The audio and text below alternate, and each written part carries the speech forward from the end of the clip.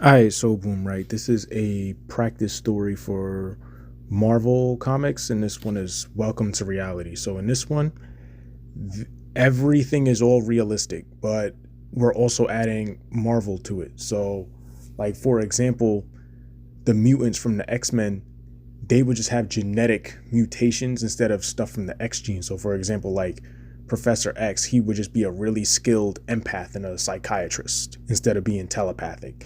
In radiation and other things that would normally give you superpowers would just kill you in real life. And none of the aliens exist, none of the Infinity Stones exist, and neither does anything else that is not realistic. We're allowing exceptions for like ghosts and demons because there's no way to disprove that they exist. And we're also just keeping the nine realms, but they're just different towns in Norway. And then we also have like a whole list of characters that are just dead on arrival, that are just would have died in their own origin story. Like Iron Man is dead, Daredevil, Elektra, Vision, Hulk, She-Hulk, Red Hulk, Leader, Abomination, Fantastic Four, Wolverine, Deadpool, Lady Deathstrike, MODOK, Hive, Shang-Chi, everybody in the whole Guardians of the Galaxy except for Nova. We got like Namor is done, Red Skull, Sandman, Tombstone, Electro, the first Green Goblin, so that's Norman and not Harry, and Captain Marvel's done. Robbie Reyes, Ghost Rider, Blade, Carnage, Cletus Cassidy, and with Spider-Man, it's very important. Like obviously, if you get bit by a spider that's radioactive, I don't know what you thought was going to happen, but you're going to get either you're going to die or you're going to slip into a coma. So that is exactly what happened here with Peter Parker. Peter Parker got bit by the spider and he slipped into a coma. Now, the rest of it, the main part of the story goes on in the context of the Sinister Six. So the Sinister Six have their own group, and they have Rhino, Shocker, Vulture, Craven, Scorpion, and Mysterio is the leader, right? On all six of them, they go around doing heists. They're a heist crew, and they go around, robbing different places and using their powers to do that. And that's what they're doing throughout the rest of the story. But like the main thing that involves Spider-Man is Scarlet Spider. So it was Ben Reilly. So essentially, when Peter Parker got bit by the spider, Oscorp that made the spider was in the same association with Hydra, and that happened in the comics, right? So now they used Peter Parker's DNA, and they still cloned him regardless because that spider still bit them and that spider was still valuable to them, and they cloned Spider-Man and made their own clone of him, as in Ben Reilly, and he doesn't have any powers. He just has like enhanced strength and speed, the same kind of experiments that they did with Winter Soldier. They just did it on him, right? And he works as a Hydra agent, and they made two clones actually. So they made two clones, and that was Ben Reilly and that was Kane. So it was those two, and they go around as Hydra agents and everything. And then we got all the other variants of Spider-Man in the same universe, and they all have their own different backstories, which I won't get into as of right now. But for the most part, that's what's going on. But like the Avengers still end up assembling. So but the difference is they wouldn't have as many people on the team. So like, for example, if you have like some of the main Avengers that they have are Iron Man, which is Rhodey this time, and we have Iron Lad, Iron Patriot, which is Eli Bradley, the guy that later became Captain America in Young Avengers. And then you got Falcon, Black Panther, Hawkeye, both of them, so Kate and Clint. Then you have Black Widow, Captain America, but this Captain America is actually John Walker, which is a U.S. agent in 616. And then he eventually, like once he becomes evil, he gets replaced by Falcon. Then you get Jessica Drew as Spider-Woman. We go over her backstory a little bit more since she actually got her powers from a different science experiment. And that didn't involve like radiation or anybody dying.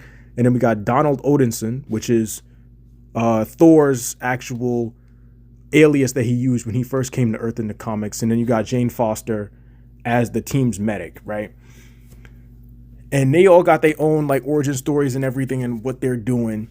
But all of them are all like, they work for SHIELD and they all work under Nick Fury and they go on missions and stuff. But mind you, the Avengers are not going on direct. They're not having a direct confrontation with the Sinister Six, because throughout the comics and everything, they don't really fight them because they are on like international missions and stuff, based on what the government tells them to do. They ain't got nothing to do with the Sinister Six because they're just going around robbing people. And then like to circle back to the X-Men and the example I have with Professor X, long story short, the X-Men it's more of like the X-Men here they still have the whole school. Professor X still made the school, but it's basically like the X-Men specifically are like an ROTC group, which is like the, a junior version of the army that people will go into. And then they have the X-Men that would join that. And they go on missions and stuff doing that later on. So that is what's going on with them. And the difference now is that they still have just talents. For them, it's just like talents. It's not like something that's a superpower. So like, for example, when you have an X-Men that's like Rogue, she has the same abilities as Taskmaster. So Taskmaster is able to just copy people, and that's what she's able to do. She just copies people and able to copy their fighting style. That's what she does. And that's the same thing Rogue does when she just steals people's powers. And then Rogue also has vitiligo, which basically like turns like half of her hair white and, make her skin darker in certain places, like that kind of thing, which is actually real. And then you have Domino and Black Cat. You remember Black Cat from Spider-Man, right? So these two both have the same power and they're best friends here. And they go around just scamming people using their powers of luck and everything. They just go around scamming people. They're running a scam right now where they scamming Magneto and Professor X at the same time. And Magneto here, he's not even like that much of a villain. Here, he's just like a metal worker. Like that's just his talent. He's just a metal worker. And he has his own little shop and everything that he raised the rest of his kids with. It's just metal working. That's what he knows how to do, right? So, and they don't really have like that much of a conflict in this story. But then like you have other ones that come up, like, for example, Jean Grey has the same situation as Professor X. So she is also like an empath and a psychiatrist. She does the same thing. And that's just how the X-Men are situated. And right now, and one of the main plot points for the X-Men is that they are using parts of Wolverine's adamantium skeleton after he died. So this was back in World War II when they did the original experiment on Wolverine. He actually died in the experiment because, you're injecting metal into somebody's skeleton. Obviously, they would die. And then all of these adamantium parts are being hunted by the X-Men later on in order to secure them and make sure they don't get into the hands of anybody who's like evil or anything. They're fighting against like people who are with Apocalypse. Apocalypse is still, so long story short, in the comics, Apocalypse was a like Egyptian pharaoh and he died regularly in this timeline. But there are other people that are trying to like use some kind of ritual and revive him, like his 4 horsemen that he would usually run with during the comics, fighting the X-Men and everything. Now they're trying to revive him in the first place and get him to come back and go fight the X-Men. It never actually happens because the X-Men stop them. But regardless, that is the main plot of what's going on and why they're fighting. But mind you, this is all being shown from a different perspective. So it's like the X-Men aren't really like the main characters. It's mainly focused on the Sinister Six and the heist that they go on. They just hear about this kind of thing from Domino from Black Cat specifically. They hear it from Black Cat, since the Sinister Six are also Spider-Man villains, just the same way Black Cat is, and they just learn about it from her, and they're just like, oh, okay, here's what's going on, this, that, and the third, and they are hearing about what's going on between them, and they just see it as a new heist opportunity. They can find a way to rob the X-Men. They eventually rob them as well. And the Fantastic Four, when they went up to space in their origin story and everything, they got those cosmic rays and they got their powers. All of them died. So they all died on the spaceship. Your spaceship is getting hit by cosmic rays that turn you into rocks and set you on fire. Like, obviously you're cooked. Now, when you get to the rest of it, they come back down to Earth and the spaceship eventually crashes. That's the difference. So now the Sinister Six, they're like, okay, there's a whole bunch of other stuff on the spaceship that we can steal, and they can have their own heist stealing that. And that's exactly what they're doing. And there's just a couple of other things that went on. Like, there's a whole bunch of other, like, they had a whole Russian version of the Avengers that were fighting the regular Avengers.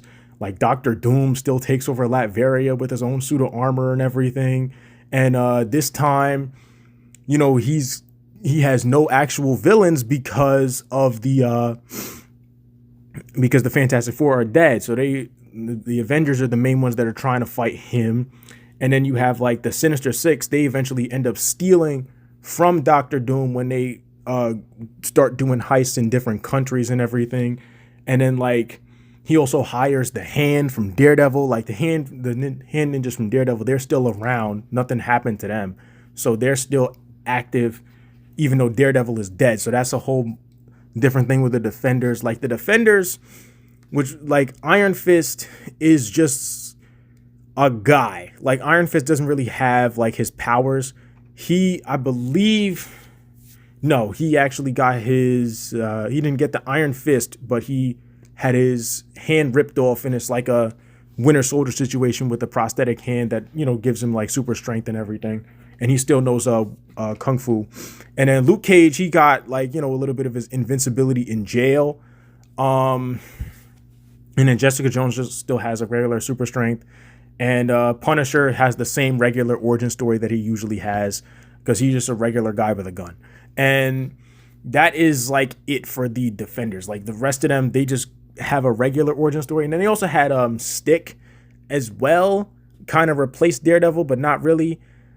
But yeah, that's the most part of what's going on. And like, yeah, there was a couple of other things that went on in this kind of story, and they're like connected to the rest of these plots. Like Guardians of the Galaxy are still referenced, but they're not actually there. Like, for example, with Nova, he's a conspiracy theorist that lives in New York, and like gets tired of telling people what's going on.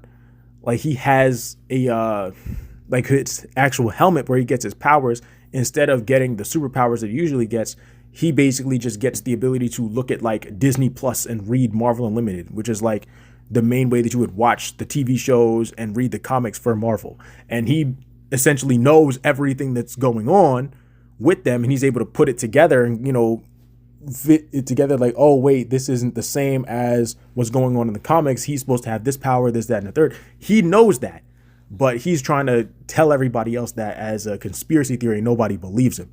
And essentially, Sam, which is Nova's real name, he is selling weapons that are similar to the Guardians of the Galaxy because he is broke. And he, he's able to just like, okay, he reads some of the comic books and he's able to figure out how to build like Star-Lord's guns or some of the guns that Rocket has, or, recreate Gamora's swords or Drax's daggers and like sell that kind of thing and make some money doing that.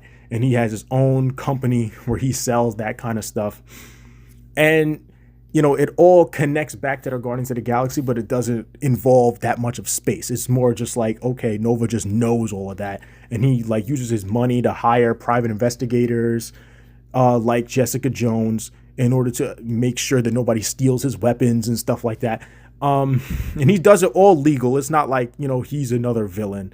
And then there's like another company as well that involves the whole entire cosmic thing with Marvel. Like Marvel has a whole list of cosmic characters that I can go into. Like everybody has their own powers. Like remember like Adam Warlock is also a cosmic character. You get like Galactus and Silver Surfer, like Eternity, people like that. They in this one where nobody really has any powers, they are kind of like outside of that. They're like, okay, we still kind of have like cosmic powers, but they just work in like a regular corporate office. Like they all just work in a regular corporate office and they have like their own situation where they just work in a regular corporate office. And actually Wanda, so Scarlet Witch, she also has the same situation with the mutants. With her, she is just like doing magic. She's just, enjoys the dark arts, just doing magic the same way people can do that in real life. It's a little bit different with Wanda because of the fact that it's like kind of connected to her being a mutant and kind of not. But with Wanda, she gets hired by these cosmic beings. So they have their own place, their own corporate office called the Court of LT, which is the Living Tribunal, Court of Living Tribunal. So that's the office that she's hired to work in and they hire her for a reason. They hire her because not only does Scarlet Witch have, her chaos powers and everything that she has in the comics, not to that same level, of course, since she doesn't know how to do that yet, but not only does she have those powers, she also has the power to control luck. She also has the power to control like fortune and stuff like that. That's also another power that she has in the comics that nobody really like goes into detail about. So the reason why they are trying to hire her is because they're at odds with another company that has all the other cosmic beings over there, and it's like the same kind of situation. They're just like at odds with them. They got like competition in the workplace, and they want to hire Wanda because she can give them that a little bit of an edge since they're evened out. Like they both have cosmic powers, and even if they were to fight, it would still be an even battle. So with Wanda on the team, it still gives them that little bit of an edge because they would just basically be able to overcome it through luck. And mind you, they also want to hire Domino as well, because in the comics she's able to turn into a Celestial. Since there's like a long-winded connection between Celestials and mutants, but essentially all mutants have the ability to turn into Celestials. It's just like a very latent ability, but not that many people are able to do it. And it just so happens that Domino is one of the few that are able to make that connection. So that's why Domino is able to turn into a Celestial, but this version of Domino doesn't know how to do that. And she's just hired by them for her powers of luck the same way Scarlet Witch is. And that is the connection between the two, since Domino and Wanda are both mutants at the same time, and they're doing the same thing, and they're working at this. It just seems on the outside, it just seems like a regular company. That's why I'm putting it in the story, because it seems like it's a regular company that somebody would work for, and that's all it needs to be. And from there, it's just shown from the perspective of the Sinister Six as well. So the Sinister Six, we just hear about this whole entire thing from Black Cat, who is best friends with Domino, and she just kind of like glances over what's going on, and then everything else starts to go. But long story short, it's really not that much that is that like intense. Like people that will have the same superpowers, like live their same kind of lives as people like Echo from Daredevil, or you got like Taskmaster who fights like Captain America, and then you got like a couple Iron Man villains as well, like Justin Hammer, Claw, Ironmonger, Whiplash, Crimson Dynamo. People like that have very similar lives to what they would have lived in the regular Marvel universe. So that's why it's just a little bit more connected to the two. And you have other people like Silver Samurai. He's the main leader of the Hand that we mentioned before. He's the main leader of the Hand, and he is their main leader because they don't have as many people as they once did. And then like Bullseye, and then like Lady Bullseye is like Kingpin's representative. And you also have like, you know, everybody else, like Mandarin from Iron Man. He's also a member of the Hand as well. But Silver Samurai is the main leader of the Hand because nobody else in that group can actually beat him and get through his adamantium armor. It's all small things like that because all of this is introduced because the Sinister Six later do meet Silver Samurai, and he's introduced to them by Kingpin and Lady Bullseye. So, and they're both Spider-Man villains, and they both know all of these people. So it's all connected, and it's all shown in a way where it's all centered around the Sinister Six and everything that they do. But they eventually do actually lose to Spider-Man and like the rest of the versions of Spider-Man that still have like armor that gives them similar powers to what they have in the 616 universe, but it's not like the exact same. And that's the reason why I'm like, okay, I'm not really going into them right now, because there's like, I believe like 11 different versions of Spider-Man that all have like their different groups and everything, and that would be up against the Sinister Six that are the main characters here. But all in all, I just wanted a story about the Sinister Six and what would happen if they actually were a heist crew, similar to like a money heist situation, where all of them are trying to use their powers to, you know, do a heist, and they can do it in a more interesting way than anybody else could. And you know, hey, maybe Spider-Man shows up and tries to stop them in his own way, like this variant of Spider-Man, Ben Reilly, could try and stop them. And, you know, as we get to know him and understand why he's doing that and who everybody else is on the team that is trying to stop the Sinister Six. So it's all connected, and I wanted it to all make sense and all be shown in ways that is, you know, is all one universe, instead of it being much bigger than that. And on top of that, like there's another story that is connected to that, and I'm going to go into that, and it also connects to DC, and I put them in the same universe for this one, since it's all realistic, and I can be like, all right, I can put them together, but I'll go over the DC one in the next video.